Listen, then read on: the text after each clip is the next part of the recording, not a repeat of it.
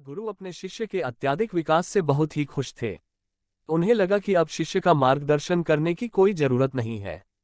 इसलिए उस शिष्य को एक नदी किनारे बनी अपनी छोटी सी कुटिया में छोड़कर निकल पड़े। रोजाना सुबह स्नान के बाद शिष्य शेर की खाल से बने अपने कपड़े को सुखाने के लिए टांग दिया देता था। यही एकमात्र वस्तु थी जो उसके पास थी। एक दिन चूहों ने उस शेर की खाल को कुतर डाला। ये देखकर शिष्य बहुत ही उदास हो गया। वस्त्र न होने के कारण वह दूसरे वस्त्र मांगने गांव वालों के पास पहुंचा। अगले ही दिन चूहों ने दूसरे वस्तु में भी छेद कर डाला। चूहे से परेशान होकर उसने एक भी बिल्ली पाल लिया।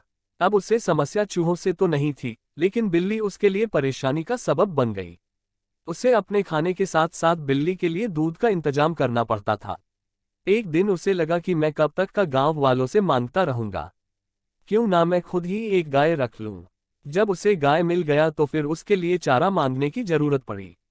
उसे लगा कि झोपड़ी में चारों ओर घास से इसका काम चल जाएगा, लेकिन इसमें उसके सामने गाय को चराने की समस्या खड़ी हो गई।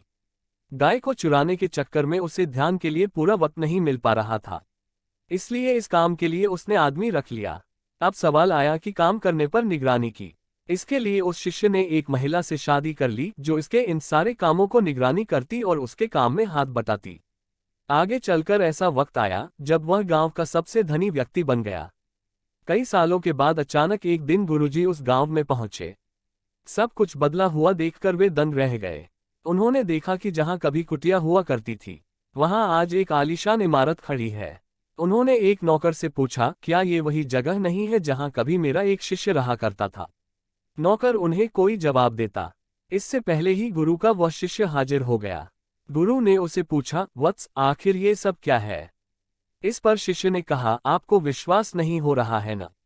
लेकिन मेरे पास सिवाय इसके कोई दूसरा तरीका नहीं था कि मैं शेर की खाल को हटा देता।